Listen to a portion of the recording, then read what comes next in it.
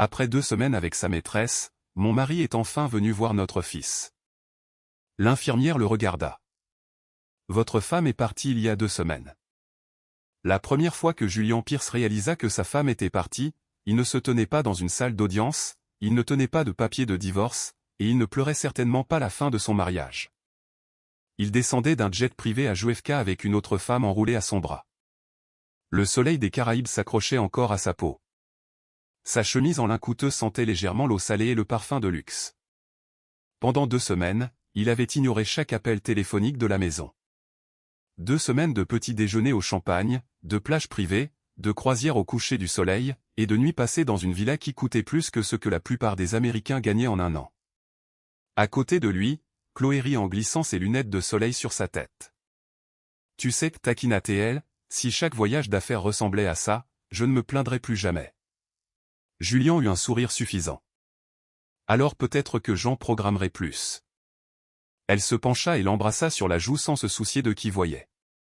Quelques voyageurs jetèrent un coup d'œil dans leur direction. Certains reconnurent Julian Pierce, PDG de Pierce Capital, l'une des sociétés d'investissement à la croissance la plus rapide de Wall Street, un homme présenté sur les couvertures de magazines comme l'image de la discipline, de la vision et des valeurs familiales. Les valeurs familiales. L'ironie aurait été drôle si quelqu'un avait su la vérité. Parce que pendant que les caméras le louaient comme un mari dévoué, sa femme était entrée en travail seule à plus de 600 miles de là.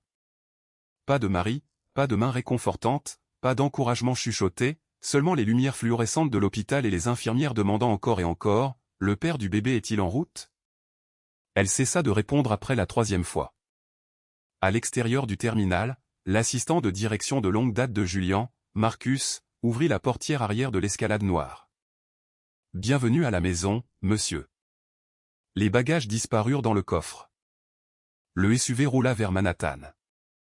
Chloé parcourait déjà Instagram. Puis elle fronça les sourcils. « Sérieusement ?» Julian leva à peine les yeux. « Quoi encore ?» « Un idiot a commenté sous mes photos de vacances. » Elle roula des yeux de façon dramatique. « Ils ont dit, la femme de votre petite amie n'est-elle pas censée accoucher cette semaine ?» Silence pour la première fois de toute la matinée. Julian attrapa son téléphone. L'écran s'alluma. 23 appels manqués. La plupart provenaient de sa mère, une poignée du bureau familial, aucun d'Eleanor. Il fronça les sourcils. Cela ne lui ressemblait pas. Elle appelait toujours, envoyait toujours des textos, s'excusait toujours, même quand elle n'avait rien fait de mal. Étrange. Il vérifia le calendrier. Son expression changea à peine. Alors Chloé demanda nonchalamment. « A-t-elle eu le bébé ?» Julian verrouilla le téléphone. « Probablement. C'est tout. Ma mère s'occupe de tout. » Il regarda de nouveau par la fenêtre comme s'il discutait des résultats trimestriels au lieu de la naissance de son premier enfant. « Cela ne me requiert pas. » Le SUV continua à travers le trafic de New York. Aucun d'eux ne remarqua Marcus qui regardait silencieusement à travers le rétroviseur. Il avait travaillé aux côtés de Julian pendant 11 ans. Il avait assisté à des transactions de plusieurs milliards de dollars, des guerres d'entreprise, des cracks économiques, mais d'une manière ou d'une autre, cette seule phrase le perturba plus que tout cela. « Cela ne me requiert pas. » 30 minutes plus tard, après avoir déposé Chloé à son pentouse, Julian changea de direction. « Emmenez-moi à Greenwich. » « Le domaine, monsieur ?»« Oui. » Quand il arriva, sa mère l'accueillit exactement comme prévu. Pas avec des félicitations, pas avec des photos de son petit-fils, pas avec de la joie. Au lieu de cela, elle ajusta le col de sa chemise et sourit. « Je suis contente que tu sois enfin à la maison. Ce n'est qu'après que le thé eut été servi. Ce n'est qu'après avoir posé des questions sur ses vacances qu'elle le mentionna enfin. Oh, Eleanor a eu le bébé. » Julian hocha la tête une fois. « Garçon ou fille ?» ?»« Un garçon. »« En bonne santé ?» ?»« Oui. » Un autre hochement de tête. Rien de plus. Pas de sourire, pas d'excitation, pas de curiosité, juste des affaires. Puis vint la seule question qui l'intéressait vraiment. A-t-elle signé les papiers du divorce ? Le sourire de Margaret s'estompa. Non. Pourquoi pas? Elle a insisté pour que les papiers viennent de vous. Julien laissa échapper un petit rire. Elle prétend toujours qu'elle a le choix. Margaret baissa la voix. Elle pense que donner naissance lui donne un avantage. Julien se leva. Je vais m'en occuper. Il attrapa ses clés de voiture. Je vais ramener le bébé à la maison. Et Eleanor? Il ne fit une pause que le temps de répondre. Elle recevra un règlement généreux. Puis il s'éloigna comme s'il mettait fin à un contrat, pas à un mariage. 40 minutes plus tard, les portes de l'ascenseur s'ouvrirent à l'intérieur d'un centre de convalescence postpartum exclusif, chambre 308. Il frappa. Pas de réponse. Encore. Silence. La porte n'était pas verrouillée. À l'intérieur, la chambre était impeccable. Le lit avait déjà été refait. Le placard était vide. Pas de couverture de bébé, pas de fleurs, pas de photographie, rien. On aurait moins dit que quelqu'un était parti, et plus que quelqu'un avait effacé toute trace de son existence. Une infirmière apparut derrière lui, portant des draps propres. Elle se figea. Vous devez être Monsieur Pierce. Où est ma femme? La confusion traversa son visage. Vous ne savez pas? Son estomac se serra pour des raisons qu'il ne pouvait expliquer. Savoir quoi? Madame Pierce est partie il y a près de 2 semaines. Tout en lui s'immobilisa. Où est-elle allée? Je ne sais pas. Qui est venu la chercher? Une berline noire. Et le bébé? Elle le regarda étrangement. Bien sûr, elle a emmené son fils. La voix de Julien se durcit. Mon fils. L'infirmière ne discuta pas. Au lieu de cela, elle plongea la main dans la poche de son uniforme. Avant de partir, elle m'a demandé de vous donner ceci. Une simple enveloppe blanche, sans nom, sans adresse, seulement une phrase écrite soigneusement sur le devant. Pour Julien. Il l'ouvrit.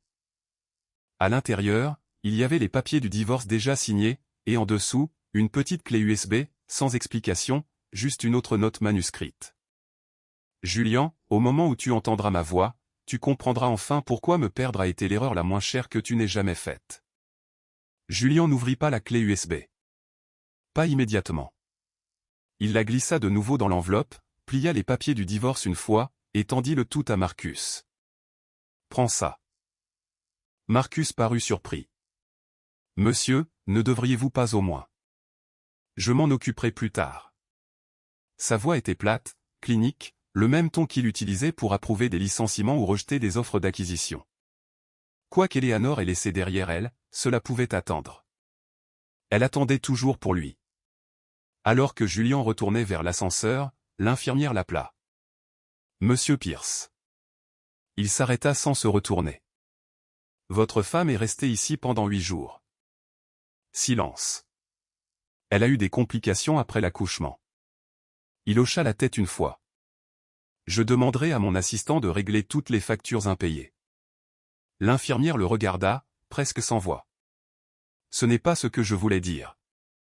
Mais les portes de l'ascenseur s'étaient déjà refermées. De retour à Pierce Capital, rien n'avait changé.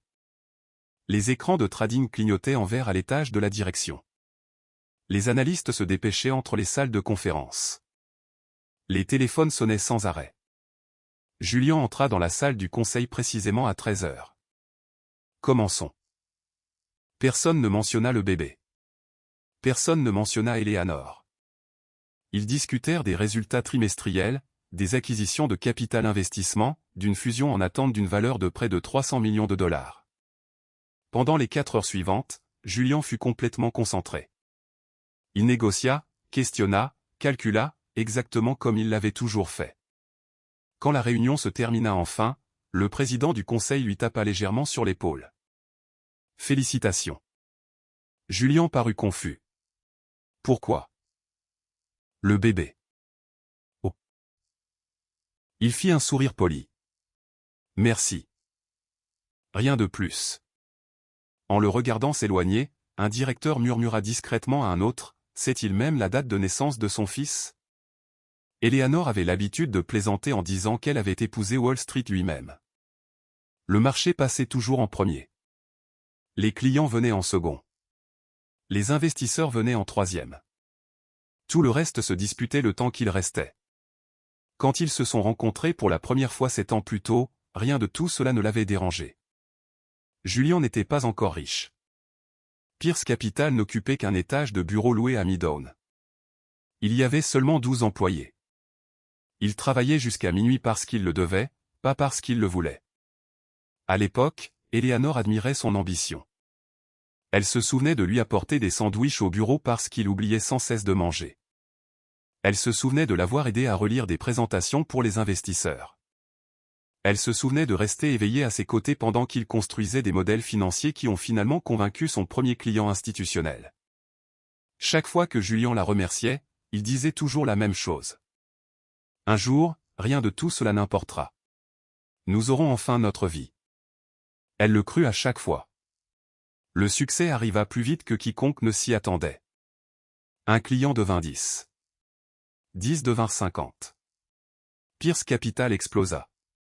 Interviews dans les magazines, apparitions à la télévision, récompenses, clubs privés, collecte de fonds politiques. L'argent changea tout autour de Julien sauf son emploi du temps. Il devint simplement indisponible dans des endroits plus luxueux. Au lieu de manquer le dîner parce qu'il était au bureau, il manquait le dîner parce qu'il s'envolait pour Londres. Au lieu d'annuler des anniversaires pour des réunions d'investisseurs, il les annulait pour des conférences internationales. Chaque fois qu'Eleanor se plaignait, il avait toujours la réponse parfaite. Je fais ça pour nous. Finalement, elle cessa de discuter. 3 ans après leur mariage, Eleanor démissionna tranquillement de sa propre carrière. Non pas parce que Julien l'avait demandé, mais parce que quelqu'un devait s'occuper d'une maison dans laquelle Julien n'était jamais assez longtemps pour le remarquer. Elle gérait les rénovations, payait le personnel de maison, se souvenait des anniversaires, envoyait des cadeaux aux épouses des clients. Organisait des galas de charité et assistait à des dîners de réseautage en souriant à côté d'un mari qui passait la plupart des soirées à parler à tout le monde sauf à elle. Les journaux les appelaient le couple de pouvoir parfait de New York. Seule Eleanor savait à quelle fréquence elle dînait seule. Tout changea le jour où elle annonça à Julien qu'elle était enceinte. Elle avait imaginé des dizaines de réactions différentes. Le choc, le rire, les larmes. Au lieu de cela, il consulta son calendrier. Quand? Elle cligna des yeux. 12 semaines. Non. Il secoua la tête. Pour quand est-ce prévu? Début octobre. Julien se pencha en arrière dans son fauteuil. Zut. Quoi? Le sommet de Singapour. Elle rit maladroitement. Tu peux toujours sauter une conférence. Il parut sincèrement surpris. Tu sais que je ne peux pas. Ce fut la première fissure. Une toute petite, presque invisible. Mais une fois que le verre commence à se fissurer, il ne redevient jamais ce qu'il était avant. La grossesse devint quelque chose qu'Eleanor vécut en grande partie seule.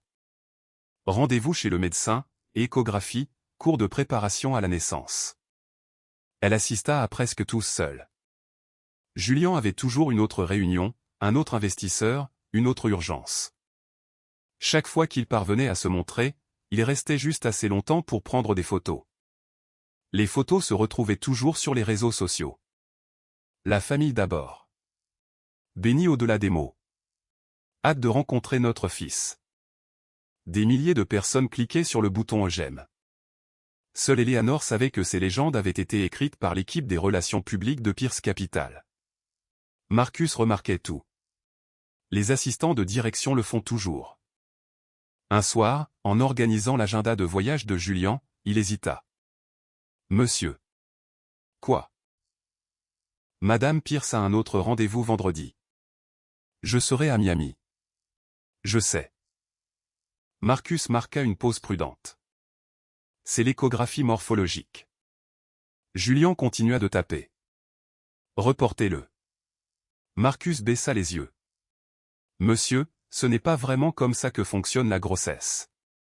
Julien s'arrêta enfin. Pendant une brève seconde, quelque chose ressemblant à de la culpabilité traversa son visage. Puis son téléphone vibra. Un coup d'œil à l'écran et tout disparut. Réservez-moi sur le vol précédent. Oui, monsieur. Marcus ferma discrètement le calendrier. Il y a des moments où les employés cessent de respecter leur patron. Non pas parce qu'ils sont exigeants, mais parce qu'ils sont témoins du genre de choix qu'aucun titre ne peut justifier. 7 mois après le début de la grossesse, une autre personne entra dans la vie de Julian. Chloé Hart, vice-présidente de la stratégie de marque. Brillante, belle, ambitieuse sans crainte. Elle le défiait lors des réunions, égalait son sarcasme et travaillait les mêmes heures impossibles. En quelques semaines, les dîners d'affaires devinrent des dîners privés. Les dîners privés devinrent des voyages de fin de semaine. Les voyages de fin de semaine devinrent des réservations d'hôtels qui n'apparaissaient jamais sur les notes de frais officielles de l'entreprise. Personne ne le confronta, pas directement. Wall Street avait toujours pardonné aux hommes puissants plus rapidement qu'aux hommes ordinaires. Marcus voyait les reçus. Les chauffeurs remarquaient les adresses. Le personnel de l'hôtel se souvenait des visages familiers. Les gens savaient toujours. Ils faisaient simplement semblant de ne pas savoir. Eleanor le découvrit par accident. Pas par des photographies, pas par du rouge à lèvres sur un col, pas par des commérages. Julian avait accidentellement transféré une confirmation de vol à leur compte de messagerie partagée. 2 billets de première classe. Destination Sainte-Lucie. Date de départ le 3 octobre, la même semaine où son médecin s'attendait à ce que le bébé arrive. Elle fixa l'écran pendant près de 5 minutes, attendant une explication logique. Un assistant d'affaires, un client, n'importe qui. Puis elle regarda le nom du deuxième passager, Chloé Hart. Pendant longtemps, Eleanor ne pleura pas. Elle ferma simplement l'ordinateur portable, entra dans la chambre d'enfant et plia tranquillement de minuscules vêtements de bébé jusqu'au lever du soleil. Le lendemain matin, Julian partit pour l'aéroport avant qu'elle ne se réveille. Il l'embrassa sur le front. « Essaie de te reposer. » Elle sourit. « Je le ferai. » Aucun d'eux ne mentionna Sainte-Lucie. Aucun d'eux ne mentionna Chloé. Parfois, les mensonges les plus douloureux sont ceux que les deux personnes acceptent silencieusement de ne pas discuter. 3 jours plus tard, Eleanor entra en travail seule. Et tandis que les contractions se rapprochaient, son mari regardait le coucher du soleil depuis une plage privée à plus de 1500 miles de là. Le deuxième jour à Sainte-Lucie, Julian avait presque oublié que sa femme devait accoucher. Non pas parce qu'il l'avait voulu, mais parce qu'oublier était devenu une habitude.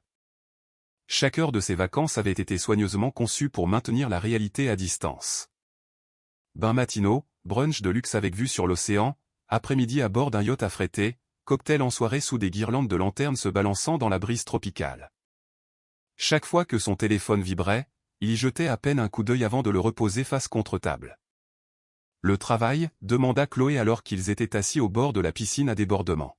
« Ma mère. »« Tu devrais répondre. » Julian haussa les épaules. « Si c'est important, elle laissera un message. » Elle sourit et s'appuya contre son épaule.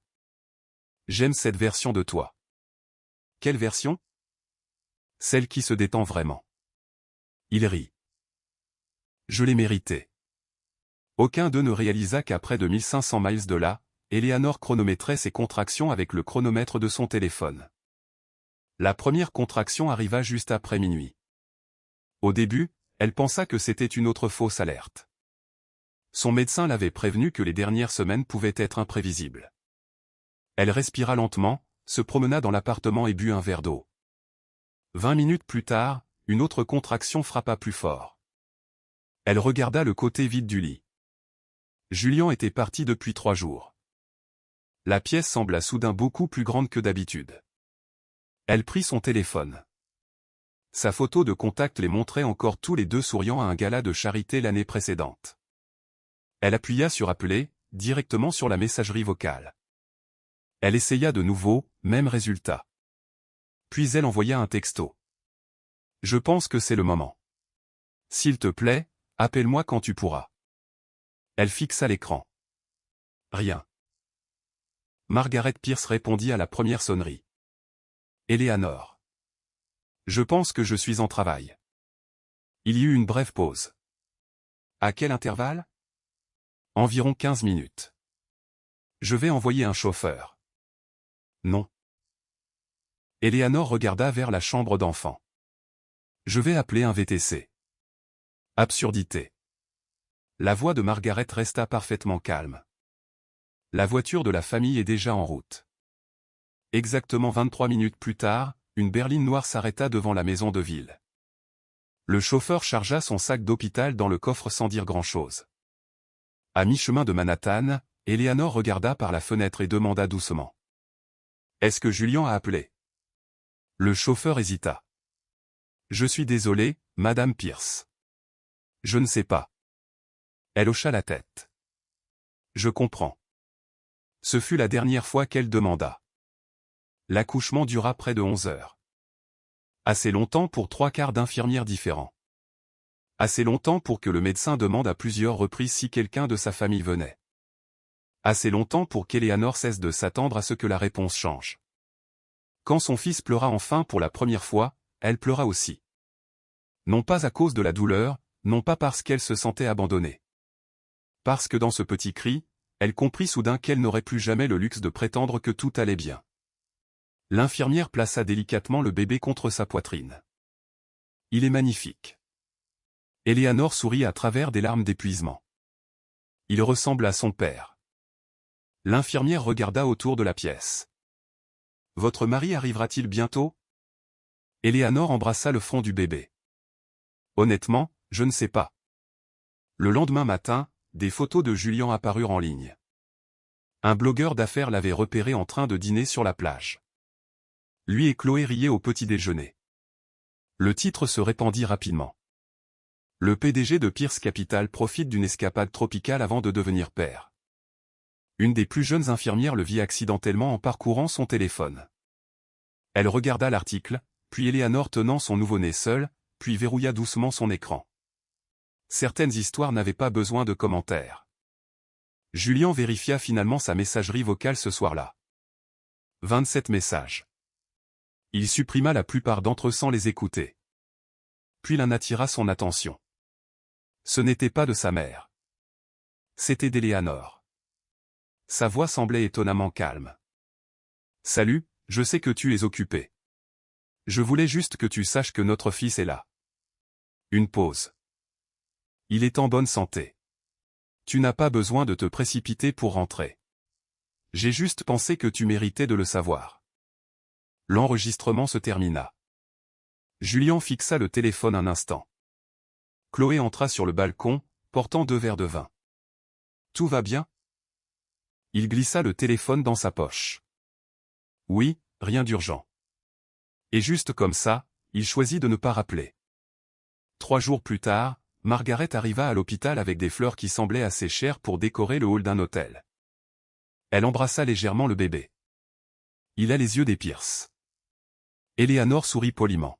« C'est vrai. » Margaret tira une chaise à côté du lit. « Nous devrions discuter de quelque chose. » Eleanor savait déjà où la conversation allait mener. Le divorce. Margaret croisa les mains. « Julian ne pense pas que l'un de vous ait été heureux depuis longtemps. Et il t'a envoyé pour me le dire. Il pensait que ce serait plus facile. » Eleanor baissa les yeux sur son fils endormi. « J'ai porté son enfant pendant 9 mois. J'ai accouché seul et il n'a même pas pu me le demander lui-même. » Margaret soupira. « Eleanor, mon fils est sous une pression énorme. Moi aussi. » Le silence s'installa entre elles. Finalement, Margaret plongea la main dans son sac à main de créateur et plaça une épaisse enveloppe sur la table de chevet.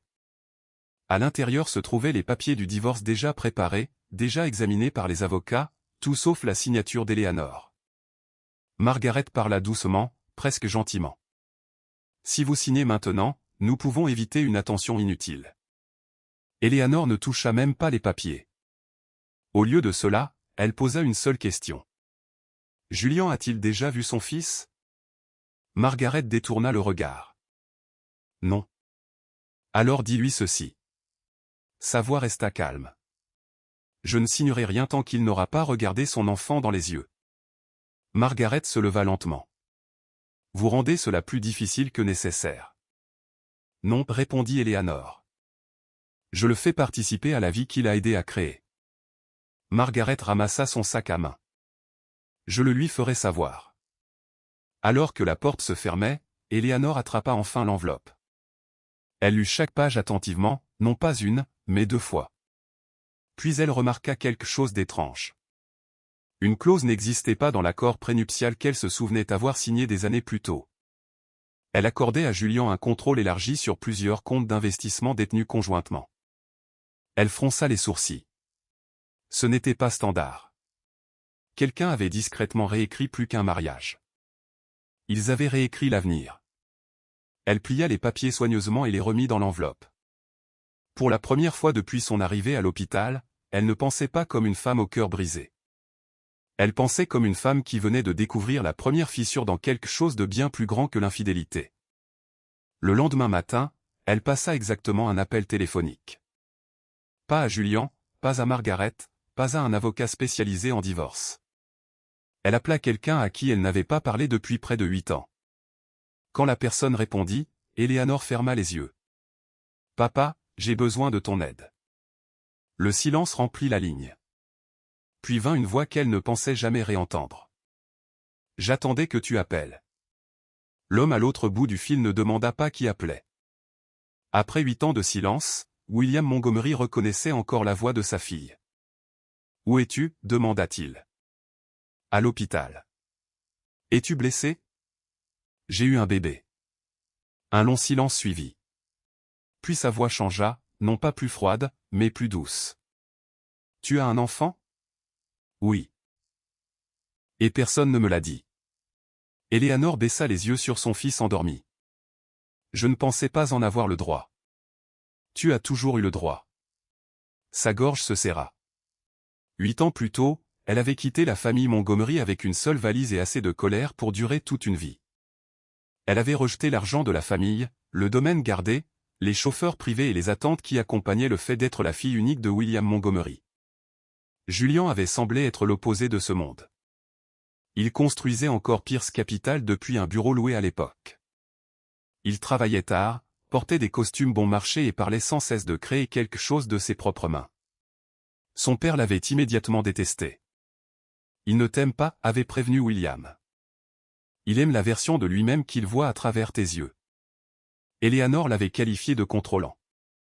Puis elle avait épousé Julian sans qu'un seul membre de sa famille ne soit présent. Pendant des années, elle s'était dit que ce sacrifice prouvait que son amour était réel. Maintenant, elle était allongée dans un lit d'hôpital pendant que Julian passait des vacances avec une autre femme. « Papa » murmura-t-elle. « J'avais tort. Nous pourrons en discuter plus tard. » Une chaise bougea de son côté de la ligne. « Dis-moi ce dont tu as besoin. »« J'ai besoin d'aide. »« Tu l'as. »« J'ai besoin de quelqu'un en qui je peux avoir confiance. »« Tu as toujours ça aussi. » Elle ferma les yeux. Pour la première fois depuis le début du travail, elle se sentit assez en sécurité pour respirer. William lui envoya son frère aîné, Daniel. Il arriva moins de 40 minutes plus tard dans un costume anthracite, son expression contrôlée jusqu'à ce qu'il entre dans la chambre et la voix. « Ellie. » Personne ne l'avait appelé comme ça depuis des années. Daniel traversa la pièce et l'enlaça soigneusement. Pendant plusieurs secondes, aucun d'eux ne parla. Puis il regarda vers le berceau. « C'est mon neveu. » Eleanor hocha la tête. « Il s'appelle Noah. » Daniel se pencha et étudia le visage du bébé. « Où est Julian ?» Eleanor lui tendit son téléphone. Les photographies de Sainte-Lucie étaient toujours ouvertes. Julian et Chloé étaient assis ensemble sur une plage privée, riant au petit déjeuner pendant qu'Eleanor était en travail. Daniel fit défiler les images une fois, puis il verrouilla le téléphone. « Où sont les papiers du divorce ?» Elle montra la table de chevet. Il les lut en silence. Son expression se durcit lentement. Ce n'est pas seulement un accord de divorce. Eleanor se redressa. « Qu'est-ce que c'est ?» Daniel tapa sur l'une des clauses. Ceci donne à Julian le contrôle sur plusieurs intérêts d'investissement qui vous sont encore légalement liés. Je pensais que ceci lui appartenait. Vous lui avez donné l'autorité de gestion.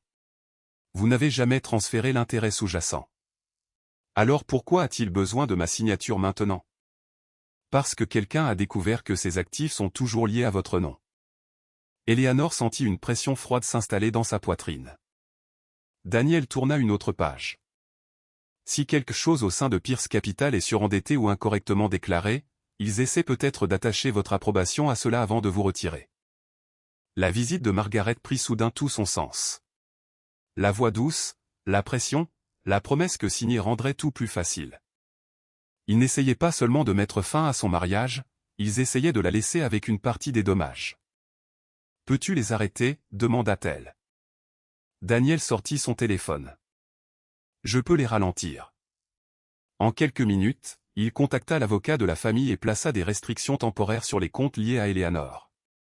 Il ne cria pas. Il ne menaça personne. Il passa simplement 3 appels. Et soudain, les personnes qui croyaient qu'Eleanor n'avait aucun pouvoir ne pouvaient plus bouger sans qu'elle le sache. Ce soir-là, Daniel lui apporta un ordinateur portable et un dossier scellé. « Qu'est-ce que c'est ?»« Tout ce que nous avons pu trouver lié à votre mariage et à Pierce Capital. » Eleanor commença à lire. Documents de fiducie, anciens registres de fonds, correspondance juridique. La plupart étaient techniques et arides. Puis elle vit un email envoyé 6 mois plus tôt de Julian au conseil externe de l'entreprise. La ligne d'objet lui fit figer la main. Stratégie de sortie d'Eleanor. Elle l'ouvrit.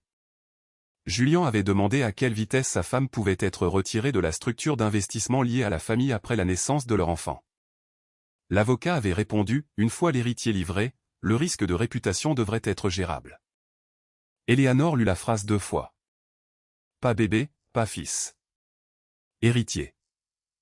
Daniel l'observait de l'autre côté de la pièce. Étais-tu au courant de ça? Elle secoua la tête. Pendant des années, elle avait défendu Julian en se disant qu'il était négligent, distrait, consumé par le travail. Mais ce n'était pas de la négligence. C'était de la planification. Elle ferma l'ordinateur portable. Quand Noah et moi pouvons-nous partir? Ce soir. Où allons-nous? À la maison. Le mot la frappa plus fort qu'elle ne s'y attendait. Cette nuit-là, sous un nom d'enregistrement différent, Eleanor quitta l'hôpital avec son fils dans les bras. Une équipe de sécurité Montgomery attendait en bas. Pas de chauffeur Pierce, pas de représentant de la famille, personne pour contrôler où elle allait ensuite. Alors que la voiture s'éloignait, elle regarda en arrière vers l'entrée de l'hôpital. C'est là que Julian s'attendait à ce qu'elle signe la renonciation à son avenir.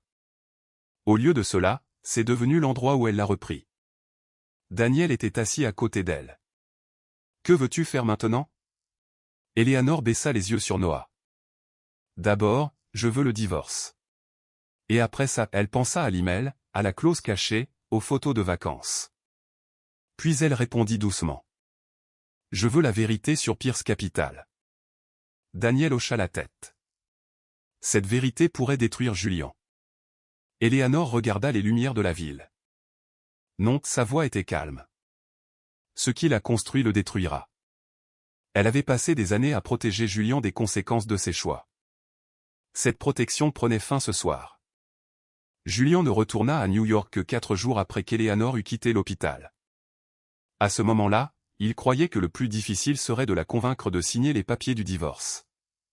Il n'avait aucune idée qu'elle était déjà partie.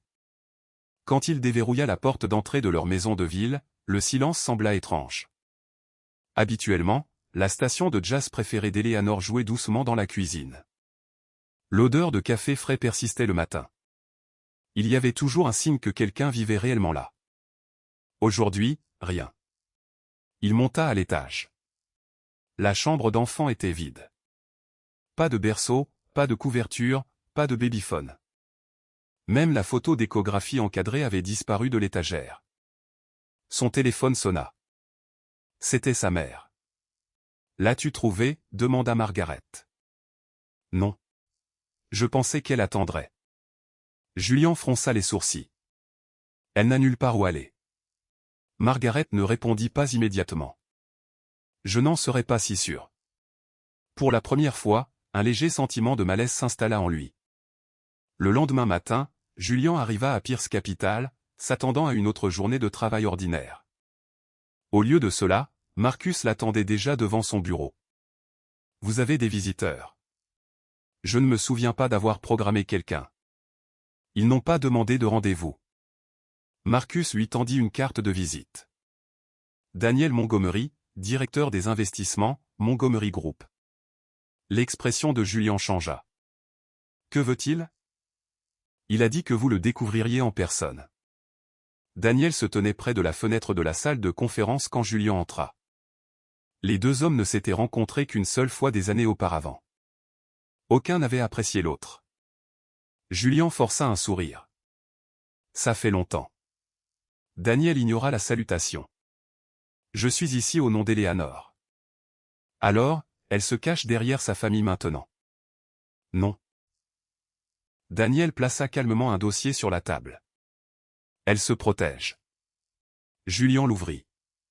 À l'intérieur se trouvait un avis formel. Avec effet immédiat, chaque investissement lié aux intérêts personnels d'Eleanor avait été gelé en attente d'un examen juridique. Son sourire disparut. Vous ne pouvez pas faire ça. Nous l'avons déjà fait. Cela affecte mon entreprise. Daniel le regarda dans les yeux. Exactement. Julien referma le dossier plus fort que nécessaire. C'est de la vengeance.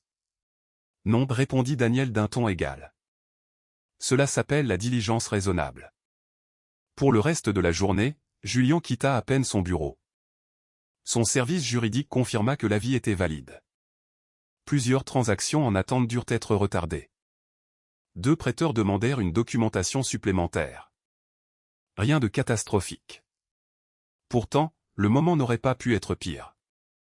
Pierce Capital se préparait pour la plus grande levée de fonds de l'histoire de l'entreprise.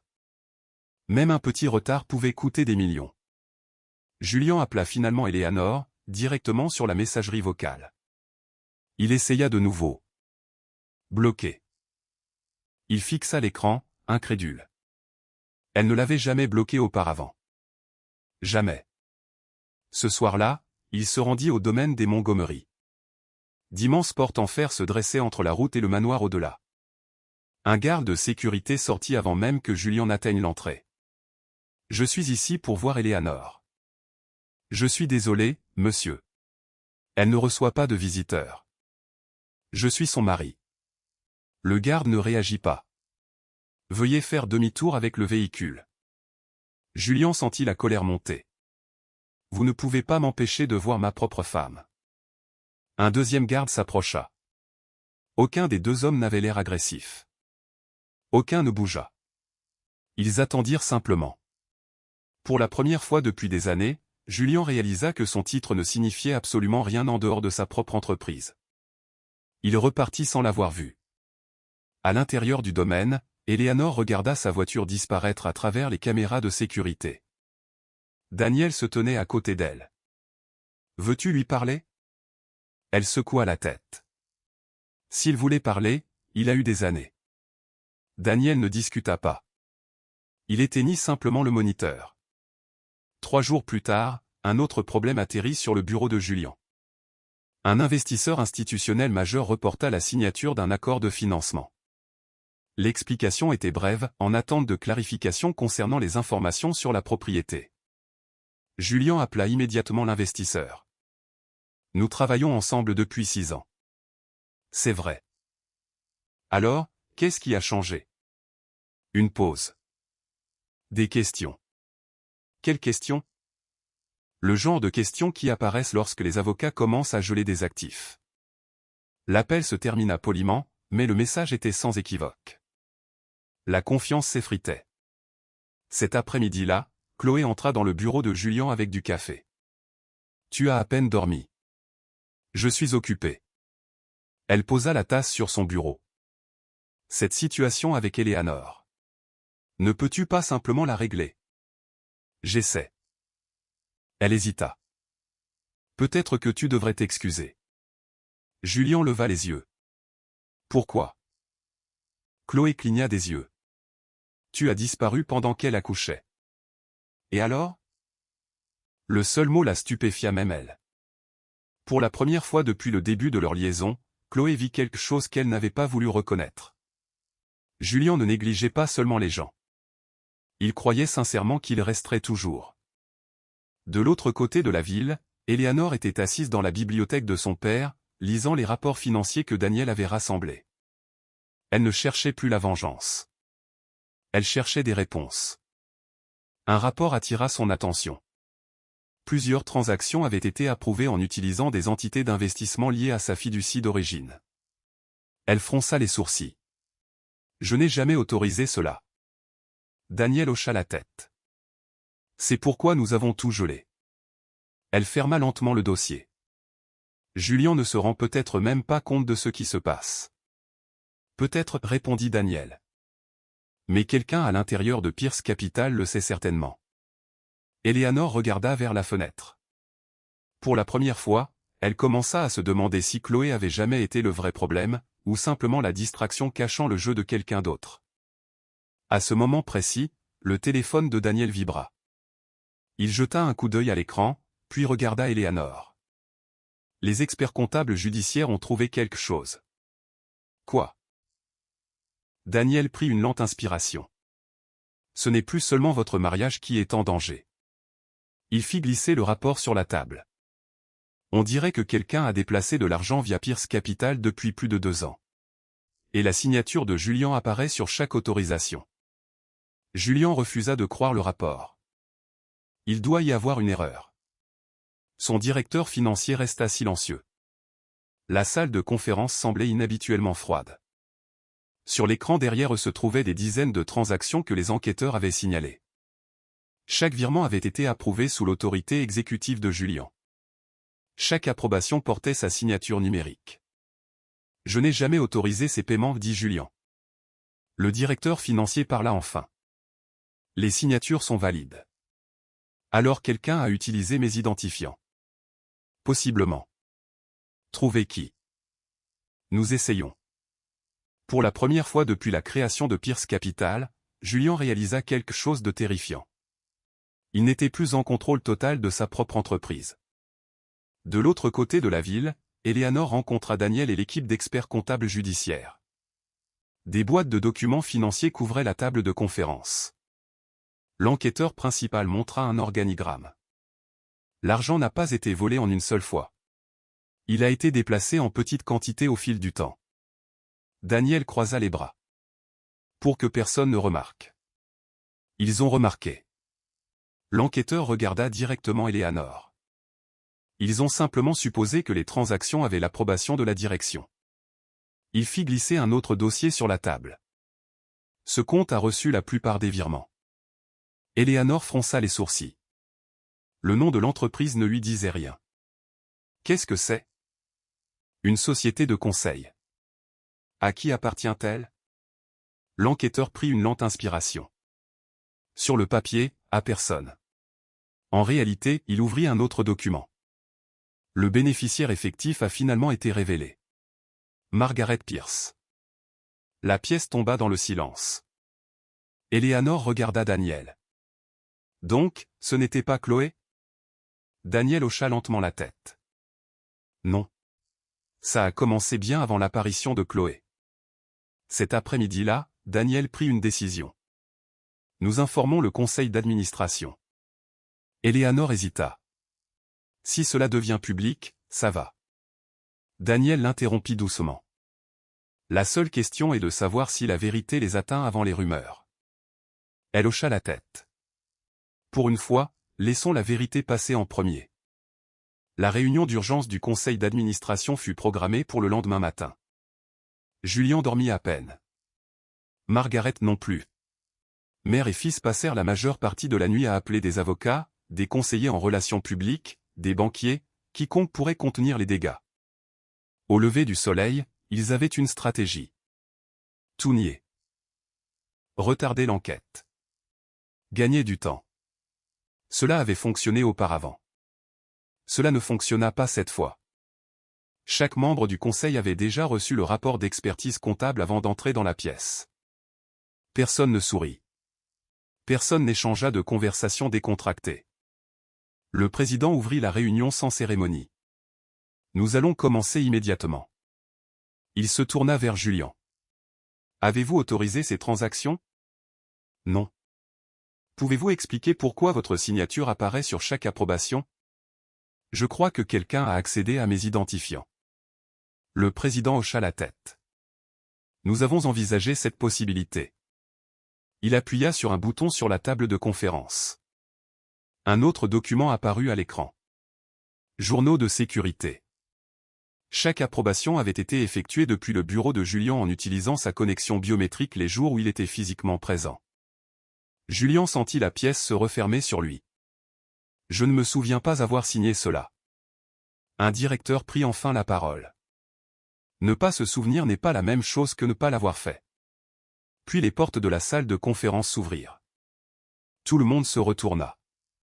Daniel Montgomery entra le premier. Eleanor suivit. Elle ne portait pas de bijoux de créateur ni de tailleur pantalon de pouvoir. Juste une robe bleu marine et une expression calme. Elle ne ressemblait en rien à quelqu'un cherchant la vengeance. Elle ressemblait à quelqu'un qui avait fini de faire semblant. Julien la dévisagea. Tu as enfin décidé de te montrer. Eleanor l'ignora. Au lieu de cela, elle tendit un autre dossier au président. Ceci contient la correspondance entre les conseillers juridiques de Pierce Capital et le bureau de mon mari. Le président ajusta ses lunettes. Plusieurs minutes passèrent pendant que les membres du conseil lisaient en silence. Puis, un directeur regarda directement Julien. Qu'est-ce qu'une stratégie de sortie d'Eleanor exactement? Julien se figea. Son visage perdit toute couleur. Il se tourna lentement vers Eleanor. Tu as lu ça? Je l'ai vécu. Personne ne parla. Le silence devint sa propre accusation. Margaret se leva soudainement. Cela n'a rien à voir avec les finances de l'entreprise. Daniel répondit avant que quiconque ne puisse le faire. Cela a tout à voir avec la gouvernance de l'entreprise. Il montra le rapport. Le divorce proposé transférait l'exposition financière à ma sœur tout en protégeant certains cadres. Un autre membre du conseil fronça les sourcils. Suggérez-vous que quelqu'un avait l'intention d'utiliser Madame Pierce comme un bouclier de responsabilité? Daniel ne répondit pas. Il regarda simplement vers Margaret. C'était une réponse suffisante. Le président ferma le dossier. J'en ai assez entendu. Il regarda autour de la pièce. À partir de ce moment, M. Pierce est placé en congé administratif en attendant l'achèvement de l'enquête. Julien se leva si rapidement que sa chaise glissa en arrière. Vous ne pouvez pas me suspendre de ma propre entreprise. L'expression du président ne changea jamais. Vous avez fondé cette entreprise. Vous ne possédez pas le conseil d'administration. Un par un, les directeurs levèrent la main. Le vote fut unanime. Pour la première fois de sa vie professionnelle, Julien avait perdu. Pas contre Eleanor, pas contre Daniel, mais contre les conséquences de décisions qu'il croyait ne jamais le rattraper. À l'extérieur du bâtiment, les journalistes se rassemblaient déjà. La nouvelle s'était répandue plus vite que quiconque ne l'avait prévu. Les caméras se tournèrent lorsque Julien sortit sur le trottoir. Les questions venaient de toutes les directions. Avez-vous détourné des fonds d'investisseurs? Votre femme coopère-t-elle avec les enquêteurs? Allez-vous démissionner? La sécurité le pressa vers une voiture qui l'attendait. De l'autre côté de la rue, Eleanor observait depuis le véhicule de Daniel. Elle ne ressentit rien. Ni satisfaction, ni triomphe, seulement du soulagement. Daniel le remarqua. Je m'attendais à ce que tu sois plus heureuse. Elle sourit faiblement. Je ne voulais pas qu'il soit détruit. Je voulais qu'il cesse de tout détruire autour de lui. Daniel regarda par le pare-brise. Je pense que c'est déjà arrivé. Eleanor jeta un coup d'œil en arrière à Pierce Capital. Le bâtiment était toujours debout. Les employés franchissaient toujours ses portes.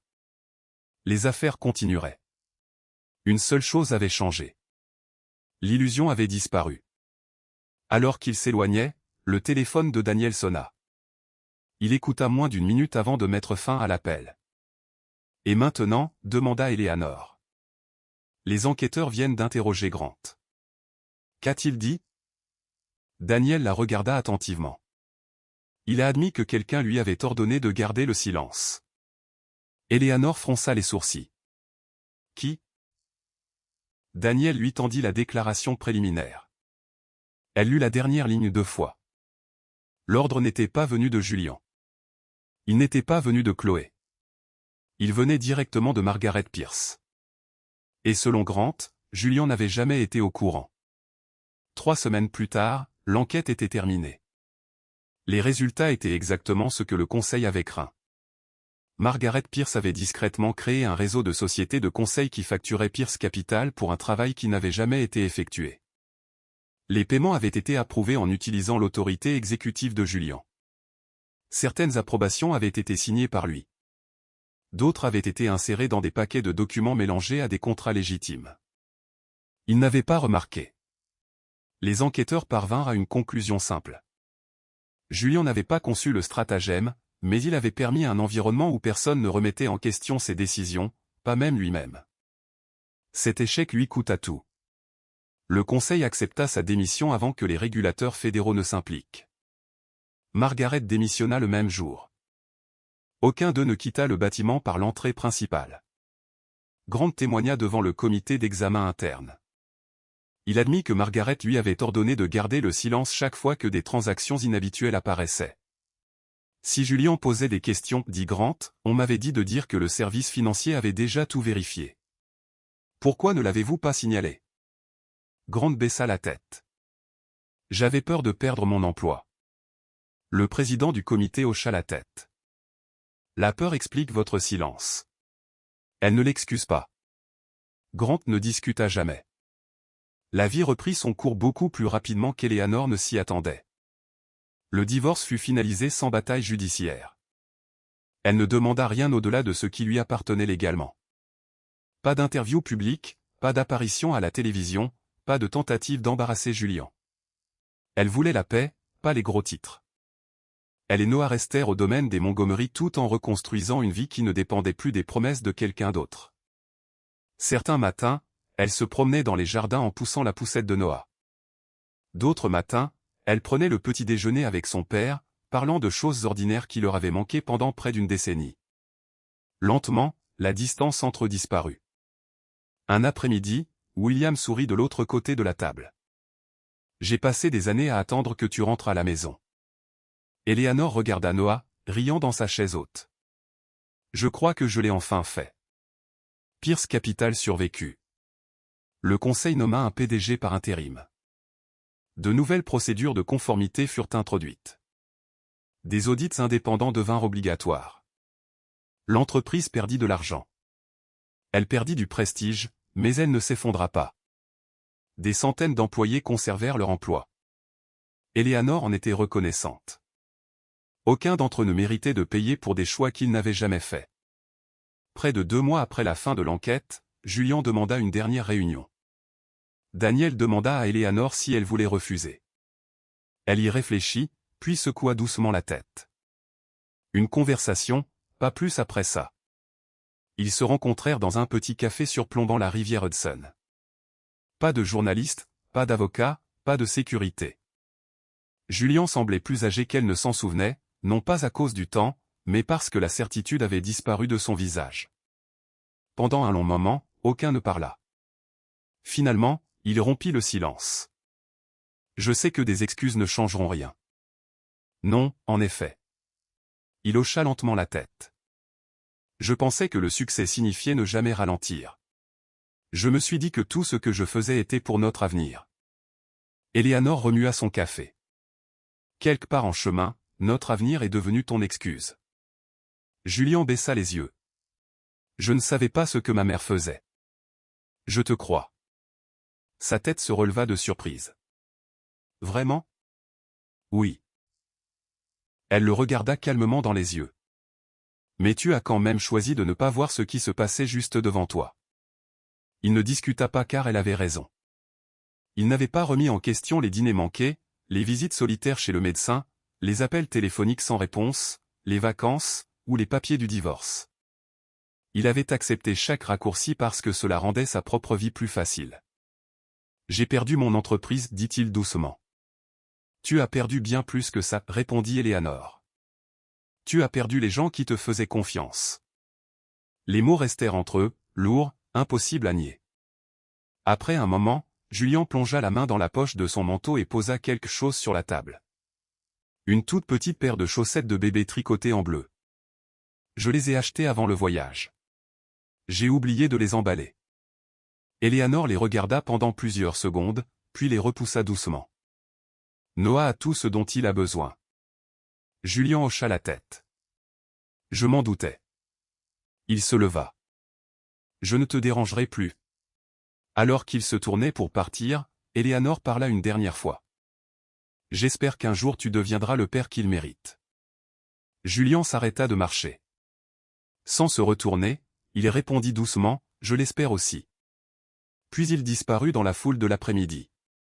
Elle ne le revit plus jamais. Des années plus tard, Noah poserait des questions sur son père. Eleanor ne mentit jamais, mais elle ne remplit jamais non plus son cœur de colère. Elle disait simplement, ton père a fait des choix qu'il ne pouvait pas reprendre. Moi aussi. La différence, c'est que j'ai choisi d'apprendre des miens. Le jour du premier anniversaire de Noah, William tendit à Eleanor une petite boîte en bois. À l'intérieur se trouvait une photo de famille prise des décennies plus tôt. Ses parents, Daniel, et une petite fille riant à l'appareil photo. « Tu as gardé ça ?» demanda-t-elle. « J'ai tout gardé » sourit William. « J'espérais juste que tu reviendrais avant que je n'ai plus de temps. » Des larmes remplirent enfin les yeux d'Eleanor, non pas parce qu'elle était en deuil, mais parce qu'elle réalisa quelque chose. La famille qu'elle pensait avoir perdue l'avait attendue tout ce temps. Ce soir-là, après que Noah se fut endormi, Eleanor se tenait sur le balcon, regardant les lumières de Manhattan. Un an plus tôt, elle croyait que le bonheur signifiait maintenir un mariage en vie, peu importe le coût. Maintenant, elle comprenait quelque chose de entièrement différent. L'amour sans respect devient de la dépendance. Le succès sans intégrité devient de l'avidité, et le pardon sans responsabilité devient une permission. Elle avait presque échangé sa dignité pour préserver une relation qui était déjà terminée bien avant l'apparition des papiers du divorce. En y repensant, elle ne détestait plus le jour où Julien était parti pour Sainte-Lucie. Sans ce voyage, sans ces photographies, et sans l'enveloppe qui l'attendait dans sa chambre d'hôpital, elle aurait pu passer des années à vivre aux côtés de quelqu'un qui voyait l'engagement comme un arrangement commercial. Au lieu de cela, elle est partie avant de se perdre complètement. Parfois, les gens pensent que la plus grande vengeance est de voir la personne qui vous a blessé tout perdre. Ils ont tort. La plus grande vengeance est de construire une vie où leur absence ne ressemble plus à une perte. C'était la vie qu'Eleanor a choisie. Et avec le recul, c'était la meilleure décision qu'elle ait jamais prise.